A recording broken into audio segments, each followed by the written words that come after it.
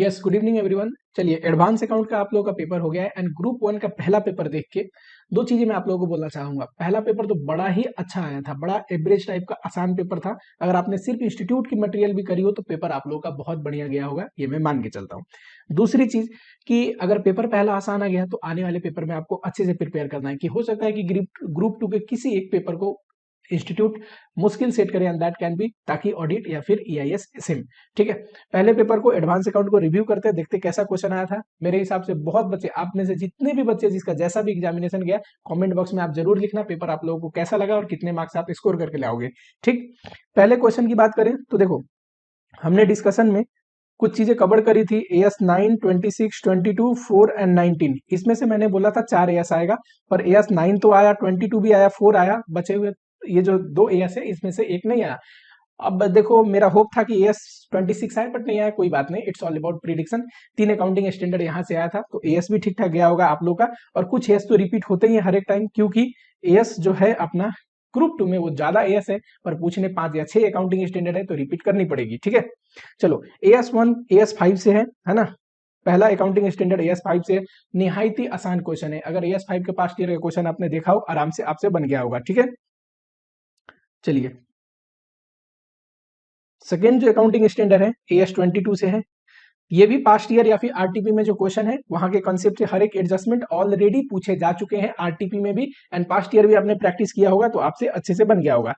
Third number question की मैं बात करूं तो थर्ड नंबर क्वेश्चन में आपको आया एएस 20 से, अर्निंग पर शेयर से, जहां पे डाइल्यूटेड अर्निंग पर शेयर हमने 5 केसेज में पढ़े हैं। उनमें से एक केस जो है अपना ई सब का, वो एक केस आया है यहाँ पे कि इंप्लॉय स्टॉक ऑप्शन प्लान के तहत हम दे रहे हैं। ठीक है, और वहां पे फ्री शेयर निकाल के आपको ट्रीटमेंट करनी थी। ठीक है, चलो, डाइल्यूटेड ईपीएस भी पूछा है। अगला अगर अकाउंटिंग स्टैंडर्ड की बात करूं तो ये भी बहुत आसान है, AS4। ये दोनों AS4 और 5 की तो रिवीजन लेक्चर भी पड़ी हुई है ना। एंड AS4 एंड 5, AS4 में तो ये क्वेश्चन बुक से ही उठ के आया है तो AS4 भी आप अच्छे से ही करे होंगे क्योंकि बुक का क्वेश्चन है। क्वेश्चन नंबर 2 अगर मैं देखूं तो क्वेश्चन नंबर 2 में, चलो, क्वेश्चन नंबर 2 में आया है, ये सारे चीज दिया हुआ है और आपसे पूछ कर रहा है, हाँ जी, रिकंस्ट्रक्शन करिए और साथ ही में कैपिटल रिडक्शन अकाउंट यानी कि रिकंस्ट्रक्शन अकाउंट बनाइए और बैलेंस शीट बनाइए आफ्टर रिकंस्ट्रक्शन। देखो, रिकंस्ट्रक्शन को मैंने ये बताते हुए बोला था कि नहीं पूछ रहा है, इसका मतलब नहीं कि नहीं आएगा, हो सकता है आए, और इंपॉर्टेंट भी मार्क कराया था वीडियोज में। ठीक, रिकंस्ट्रक्शन से पहले हमेशा क्वेश्चन पूछता था, अमेलगेमेशन और रिकंस्ट्रक्शन अल्टरनेटिव थे एक दूसरे के, एक बार वो पूछेगा दूसरी बार ये पूछेगा। रिकंस्ट्रक्शन से 20 नंबर में क्वेश्चन पूछा है। रिकंस्ट्रक्शन अगर आपने याद करके गए हो, रिवाइज करके गए हो, तो रिकंस्ट्रक्शन का क्वेश्चन भी बहुत मक्खन था, अच्छा था, आप लोगों को कहीं ज्यादा दिक्कत नहीं हुई होगी क्वेश्चन बनाने में। ठीक है, इतनी एडजस्टमेंट तो आती ही है 20 नंबर के क्वेश्चन में। अगला क्वेश्चन देखो, कंसोलिडेशन से 15 मार्क का क्वेश्चन आया था and considering the weightage of the question, question बहुत अच्छा था, आराम से बच्चे बना लिए होंगे, ज्यादा एडजस्टमेंट थी नहीं क्वेश्चन में। अगला देखो, ये जो क्वेश्चन है एनबीएफसी से, ये क्वेश्चन बुक का ही है, एनबीएफसी से एज इट इज आपके बुक में इलिस्ट्रेशन में दिया है और आसान क्वेश्चन है, तो बुक का ही क्वेश्चन है, एज इट इज उठ के आया है, तो आप लोगों से बन गया होगा। अच्छे से क्लासिफाई करना है आपको स्टैंडर्ड, सब standard, doubtful and losses sheet में। ठीक है, पार्टनरशिप, पार्टनरशिप हो सकता है, पार्टनरशिप कितने में आता है, 15 मार्क्स में, डिसोल्यूशन का क्वेश्चन है।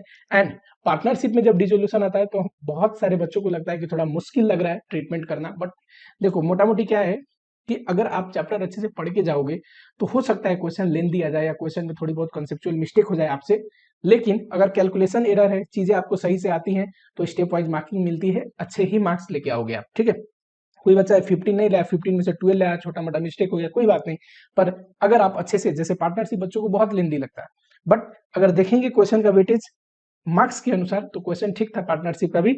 और पार्टनरशिप अब अल्टरनेटिव में कुछ बच्चे कोई और चैप्टर छोड़ के जाते हैं, कुछ बच्चे कोई और चैप्टर छोड़ के जाते हैं। ठीक है, तो पार्टनरशिप का भी क्वेश्चन अच्छा था। यहाँ पे ये है कि पॉलिसी वाली, ज्वाइंट लाइफ पॉलिसी वाली भी यहाँ पे दिख रहा है मेरे को एडजस्टमेंट, तो चीजें आपको ध्यान से करनी थी। ये क्वेश्चन हो सकता है बच्चों को थोड़ा लेंदी लगा हो, मार्क्स को ध्यान में रखते हुए। पार्टनरशिप में हमें एलएलपी भी पढ़नी है, एलएलपी से रिलेटेड कुछ थ्योरीज है, एंड पार्टनरशिप और एलएलपी के डिफरेंस अगर आपको क्लियरली पता हो तो इन पॉइंट में दोनों के रिगार्डिंग क्या लॉ है आप लिख सकते हैं। ठीक, अगला क्वेश्चन देखो, बैंकिंग का, बैंकिंग का भी ये question as it is book से आया है। ठीक है, अगर आप ओल्ड कोर्स, न्यू कोर्स में कौन सा क्वेश्चन है ये मुझे तो याद नहीं, पर ओल्ड कोर्स का आप प्रैक्टिस मैनुअल उठा लो, प्रैक्टिस मैनुअल से ये क्वेश्चन आपको दिख जाएगा ओल्ड कोर्स के प्रैक्टिस मैनुअल में। ठीक है, एज इट इज जितने खर्चे हैं सारे दिख जाएंगे ओल्ड कोर्स की, अगर प्रैक्टिस मैनुअल आप लेते हो तो। टीचर की बुक में 100% ही होगी क्योंकि टीचर ने सारे ही ओल्ड कोर्स के प्रैक्टिस मैनुअल के क्वेश्चन डाले ही हैं।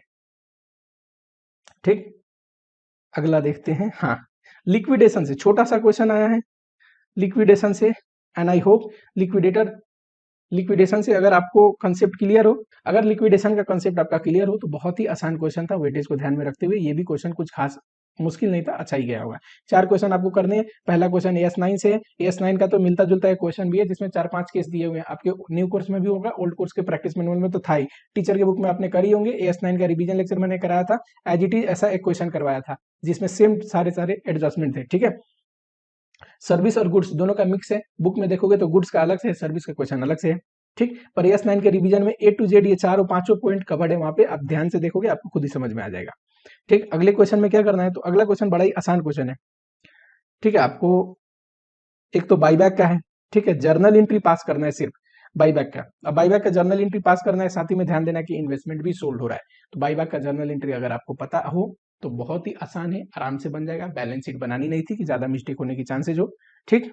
ये क्वेश्चन, इस सब का जो क्वेश्चन है ये बुक का क्वेश्चन है, अगर आप बुक में देखोगे तो ये क्वेश्चन एज इट इज आपको दिख जाएगी, हो सकता है फिगर अलग हो पर बुक में सेम वेराइटी का क्वेश्चन पड़ा हुआ है और यही लिखा है सीनियर एग्जीक्यूटिव करके और सेम क्वेश्चन पड़ा हुआ है, तो ये भी क्वेश्चन आसान है, आसान तरीके से आप लोगों से बन गया होगा बुक का मटेरियल अगर आप देख के गए होंगे तो।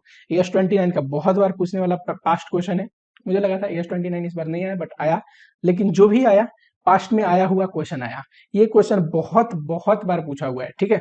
और AS29 में तो ये तो मोस्ट इंपोर्टेंट ही क्वेश्चन है, AS29 का पास्ट में बहुत बार आया हुआ है। ई नंबर क्वेश्चन की बात करें तो ई नंबर क्वेश्चन में पूछा था, बताइए meaning of consideration for amalgamation, purchase consideration का मीनिंग। AS14 क्या कहता है, नेट पेमेंट मेथड में जो आप सीखते हो ना वही है परचेज कंसीडरेशन, कि इक्विटी शेयर होल्डर और प्रेफरेंस शेयर होल्डर को जो हम पेमेंट करते हैं वो, और पीसी निकालना है आपको, ठीक है। तो ओवरऑल क्वेश्चन कैसा गया आप लोगों को कमेंट बॉक्स में जरूर लिखो, वीडियो को एक लाइक करो, चैनल को सब्सक्राइब करो, मिलते हैं आप लोगों से अगली वीडियो में। टिल आप लोगों को अगले पेपर के लिए पढ़ाई करना है, अच्छे से पढ़ाई करना है, ठीक है।